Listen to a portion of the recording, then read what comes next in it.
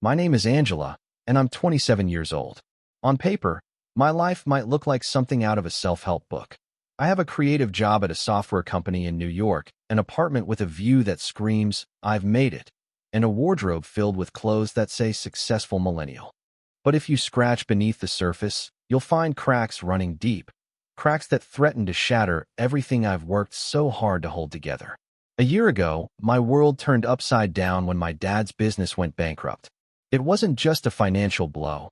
It was like someone had pulled the rug out from under our entire family. Suddenly, I found myself packing up my neatly curated life in the city and moving back to my hometown to live with my parents and younger sister Lauren, who's 25 but acts more like she's still in high school. Now, I'm not just Angela, the diligent employee or the dutiful daughter. I'm Angela, the sole breadwinner for a family teetering on the edge of collapse. Every paycheck I earn feels like trying to fill a leaking bucket.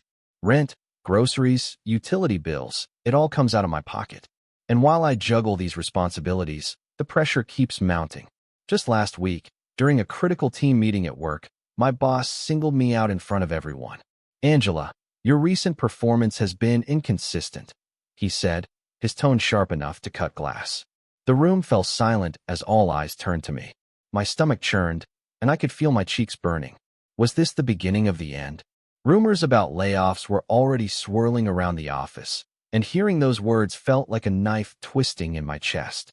That night, as I sat alone in my childhood bedroom, now doubling as my makeshift home office, I stared at the ceiling, replaying the day's events over and over again. How much longer can I keep this up? The weight of my family's expectations presses down on me like a boulder. They depend on me for everything, yet they seem oblivious to the toll it's taking. Meanwhile, Lauren lounges around the house binge-watching shows, occasionally complaining about how bored she is. She hasn't held a job in years, and every time I suggest she try finding one, Mom jumps in to defend her. "It's hard out there," Mom says, as though Lauren is some fragile flower unable to handle rejection. But what about me? Who defends me when I'm drowning in debt and deadlines? And then there are the sleepless nights. Lying awake, I imagine worst-case scenarios. What if I lose my job tomorrow? What if I can't pay next month's rent? These thoughts haunt me like ghosts, whispering cruel reminders of how precarious my situation really is. Yet, somehow, I wake up each morning, put on my bravest face, and step back into the chaos. Because what choice do I have? For now, I'm trapped in this role, a reluctant savior carrying the weight of my family on my shoulders. But even heroes have their limits, and I wonder how long I can keep pretending I'm invincible before the cracks start showing. The arguments over money had become a daily ritual in our household, but none cut deeper than the one that happened last week. It started innocently enough, just another conversation about groceries, but quickly spiraled into something far more toxic. Lauren sat on the couch scrolling through her phone, barely acknowledging my presence, while I tried to explain why we couldn't afford luxuries like steak or organic produce. "We're running out of money," I said firmly, looking directly at Mom.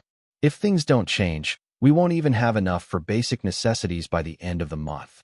Mom sighed dramatically, shaking her head as if I were being unreasonable.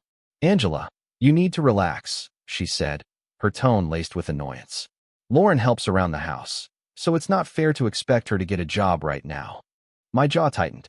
Helps around the house. The only thing Lauren seemed capable of helping herself to was the stack of cash I handed over each month, and apparently, that wasn't even staying in the family anymore. A few days earlier, I discovered that Mom had been secretly funneling some of my contributions straight into Lauren's pockets as pocket money.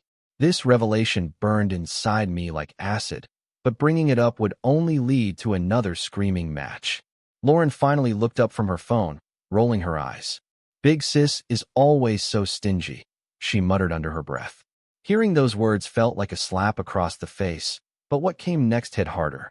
When I pressed her about finding work, even part-time, she snapped back, her voice rising sharply. "You act like you're the only one sacrificing anything. You've always been jealous of me, haven't you? Ever since we were kids."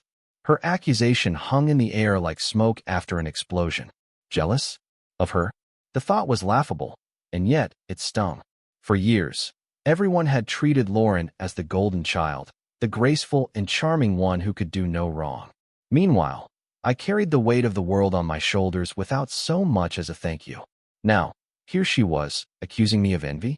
Rage bubbled beneath my skin, threatening to boil over. But instead of yelling back, I froze. For the first time, I realized how futile these fights were. No matter how hard I worked, no matter how much I sacrificed, nothing would ever be enough. Not for them.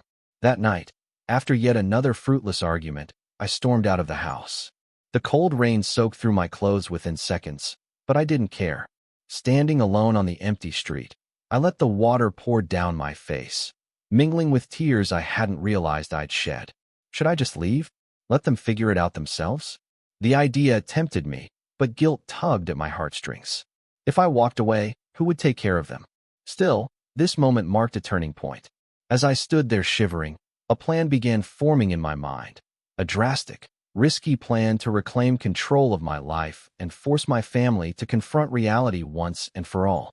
It was a Tuesday morning, and I was sitting at my desk, scrolling through emails while sipping on a lukewarm cup of coffee. My phone buzzed. An unknown number flashed across the screen. Normally, I'd ignore it, but something about the timing felt ominous. Hello. I answered hesitantly. The voice on the other end confirmed my worst fears. It was the credit card company. Ms. Angela, the representative began, her tone professional yet tinged with urgency. We've noticed some unusually large transactions on your account over the past 5 days. Approximately $185,000 has been charged. My heart stopped. For a moment, I couldn't breathe. The room spun as I tried to process what she was saying. How could this happen? But deep down, I already knew who was behind it, Lauren. That reckless, entitled sister of mine had gone too far this time. Before I could even respond, the representative dropped another bombshell. If these charges aren't settled within 7 days, legal action will be taken against you. You could face jail time for failing to pay such a substantial debt. Jail time. The words echoed in my mind like a death sentence. Panic surged through me, making my hands tremble so violently that I almost dropped the phone. I ended the call abruptly, my thoughts racing. Lauren wasn't just careless, she was dangerous. Without wasting another second, I dialed her number. She picked up after 3 rings, her tone light and carefree, as if nothing was wrong. Oh, hey sis. Surprised you're calling. Did you see my pictures from Hawaii? Cut the crap, Lauren. I snapped, my voice sharp enough to cut glass. What the hell were you thinking using my credit card without permission? Do you have any idea what you've done? There was a brief pause before she laughed, a hollow, dismissive sound that made my blood boil. Relax, Angela. It's not like I stole from a stranger. We're family. Besides, the hotel and flight were free. I won them in a sweepstakes. I just needed a little extra cash for souvenirs, meals, and, well, taxis everywhere, obviously. A little extra cash? I nearly screamed into the phone. You spent $185,000 on designer clothes, fancy dinners, and private beach cabanas. Are you insane? Lauren's nonchalant attitude infuriated me further. Don't worry about it, sis. Just leave the bill to me. Oh wait, you already did. She giggled before hanging up, leaving me fuming on the other end. But the nightmare didn't stop there. Later that day, I opened Instagram during lunch and froze. Lauren had posted dozens of photos from Hawaii, glamorous shots of her lounging by infinity pools, dining at Michelin-starred restaurants, and posing in front of luxury yachts. Each caption was dripping with arrogance, hashtags like hashtag living my best life and hashtag blessed only. Worst of all, one of my coworkers approached me later that afternoon, smirking. Wow, Angela, I didn't realize you were rolling in money. Guess we should have asked for raises sooner. Humiliation burned in my chest like wildfire. Everyone thought I was lying about struggling financially, milking sympathy for preferential treatment at work. Meanwhile, Lauren was out there flaunting my hard-earned money like it was Monopoly cash. That night, I sat alone in my car, staring blankly at the steering wheel. Selling my only car, the one thing keeping me mobile, felt like the only option. But even that wouldn't cover the full amount. Despair clawed at me, threatening to swallow me whole. What had I done to deserve this? Why was I the one paying for everyone else's mistakes? The day after Lauren returned from Hawaii, I gathered my family in the living room, my heart pounding like a drum. This was it, the moment of truth. I have an announcement, I said, my voice steady despite the storm raging inside me. Lauren tilted her head, curious but carefree, while my parents exchanged uneasy glances. "What is it now?" Mom asked, her tone dripping with suspicion. "I've decided to sell the house," I declared, watching their reactions closely. At first, there was silence, a deafening void that seemed to stretch endlessly. Then, chaos erupted. My mom shot up from her seat, her face pale with disbelief. "You can't be serious," she exclaimed, her voice trembling. My dad, usually calm and composed, clenched his fists and demanded, "How could you do this without consulting us? This house belongs to our family." That's when I dropped the bombshell. Folding my arms, I replied coolly, "Actually, Dad, it doesn't. The house has been legally mine for years." Their eyes widened in shock as I explained the truth. Years ago, when they couldn't pay the property taxes, I agreed to cover them, but only under one condition: ownership would transfer to my name. "Do you remember signing those papers?" I asked, my gaze piercing. My father's jaw dropped as realization dawned on him. "That's why I never left," I continued, my voice firm. "I stayed here all these years because it was already mine. And now, I'm finally taking control." Lauren gasped, her lips parting in horror. "But where will we go?" she stammered, panic creeping into her voice. I smirked, knowing full well what awaited them. "Don't worry, I've arranged everything. You're moving to Grandma's place in New York. She's excited to have you all, and trust me, she'll put you to work running her Italian restaurant." The room fell silent again, this time filled with dread. My mom shook her head frantically. "We can't live there. Your grandmother is too strict," she protested, her voice rising hysterically. But before I could respond, my dad suddenly clutched his chest, his face contorting in pain. "Dad," I cried out, rushing to his side. His breathing became labored, and within seconds, he collapsed onto the couch. Panic surged through me as I dialed 911.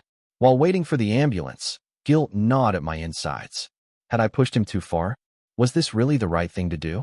Yet, even as tears blurred my vision, I knew deep down that drastic measures were necessary.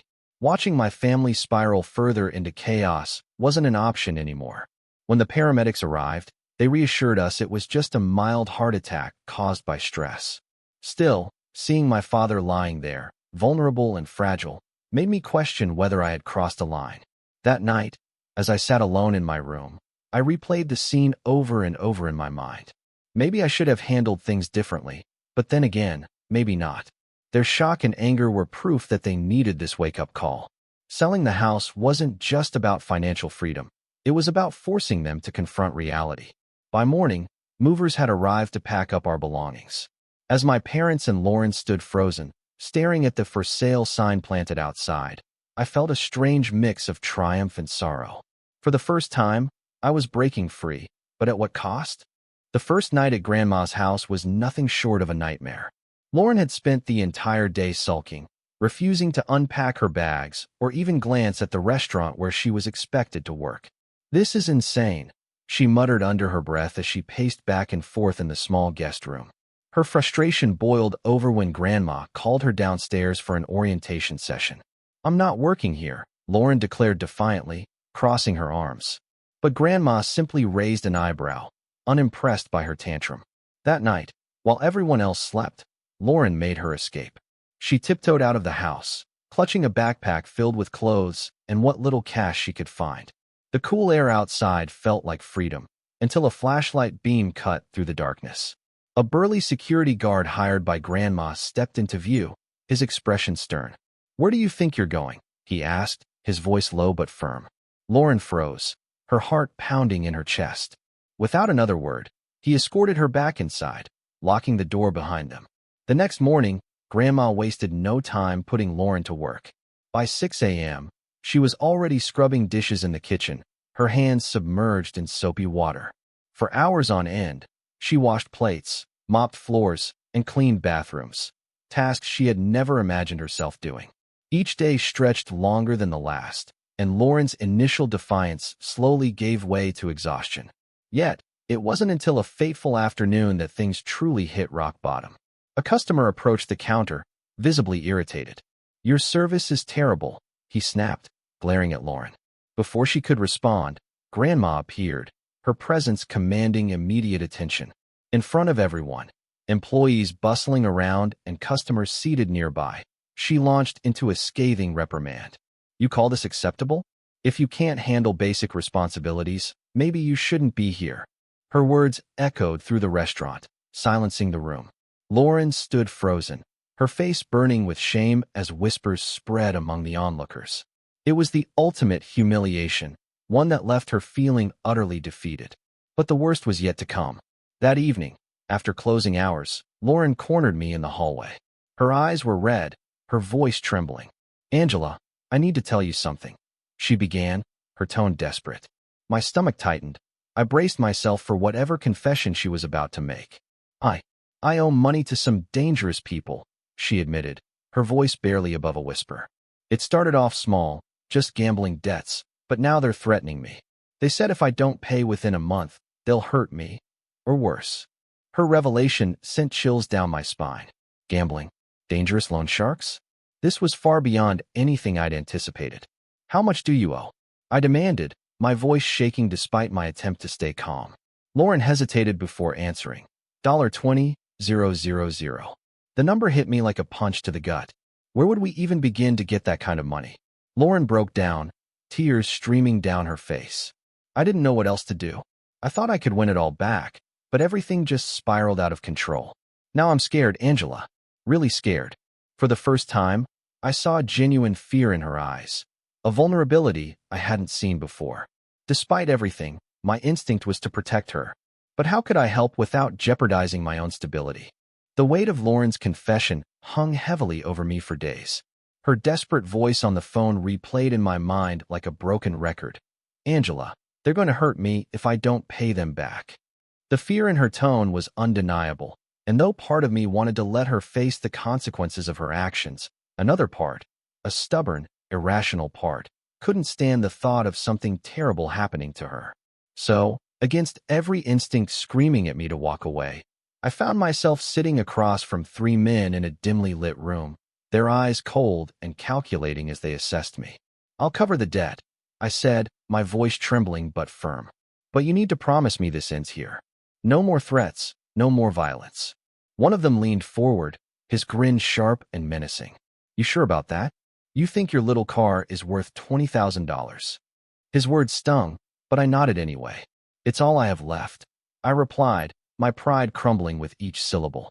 They exchanged glances before agreeing, and just like that, my only means of transportation, the one thing tying me to independence, was gone. Driving home in a borrowed car felt surreal, as though I had willingly stepped into a cage of my own making.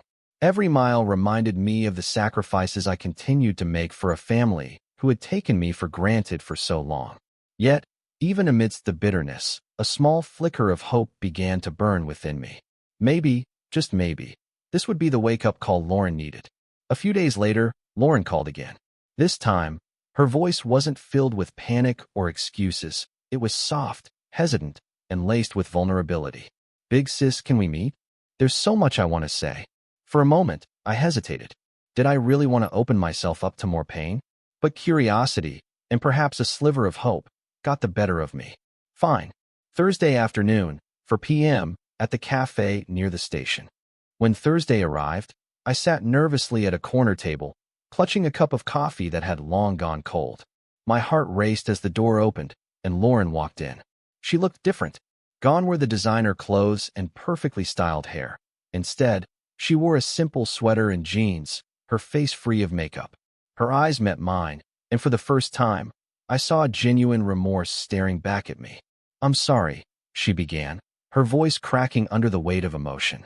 I've been selfish, reckless, and completely blind to everything you've done for us. Working at Grandma's made me realize how hard life can be when you actually have to earn things yourself. I never appreciated what you sacrificed until now. Tears streamed down her cheeks as she spoke, and despite my resolve to stay detached, my own vision blurred. She reached into her bag and handed me an envelope. This isn't much, but it's what I've saved from working at the restaurant. It's not enough to repay everything, but it's a start. I stared at the envelope, feeling a mix of emotions: anger, sadness, and surprisingly, pride. Pride for the person Lauren was trying to become. As we talked, Lauren shared stories about the lessons she'd learned: humility, responsibility, and gratitude. Each word chipped away at the wall I had built around my heart. Still, doubt lingered. Could I truly trust her? Or was this just another fleeting moment of regret? That night, as I lay awake, I wrestled with my thoughts. Forgiveness felt like stepping onto thin ice, unsure if it would crack beneath me. But deep down, I knew holding on to resentment wouldn't bring me peace. Reluctantly, I decided to give my family, and Lauren, one last chance. Not because I trusted them fully, but because I owed it to myself to believe in the possibility of change. It had been 6 months since I moved into my cozy apartment in New York, relishing the quiet solitude that came with living alone for the first time. For once, no one demanded anything from me. No late-night emergencies, no unexpected expenses, and certainly no reckless spending sprees on luxury vacations. But just as I began to settle into this newfound freedom, an email arrived that would change everything. It was from my old company, the same one where I'd spent years pouring my energy into projects while juggling family chaos. They wanted me back, but not just in any role. This time, they were offering a promotion, senior project manager, with a salary significantly higher than before. The catch? I'd have to relocate to California. The invitation felt like both a reward and a test. On one hand, it was validation of all the hard work I'd put in despite the turmoil at home. On the other, it meant leaving behind what little connection I still had with my family. After weeks of deliberation and countless sleepless nights, I finally made my decision. I accepted the offer, but with one firm condition. Moving forward, my family would need to take full responsibility for their finances. No more bailouts, no more sacrifices on my part. It was a non-negotiable boundary, one I hoped would force them to grow even further. The day I packed up my belongings and boarded the plane to California, I couldn't help but feel a mix of excitement and apprehension. As the plane soared above the clouds, I stared out the window, wondering if I was making the right choice.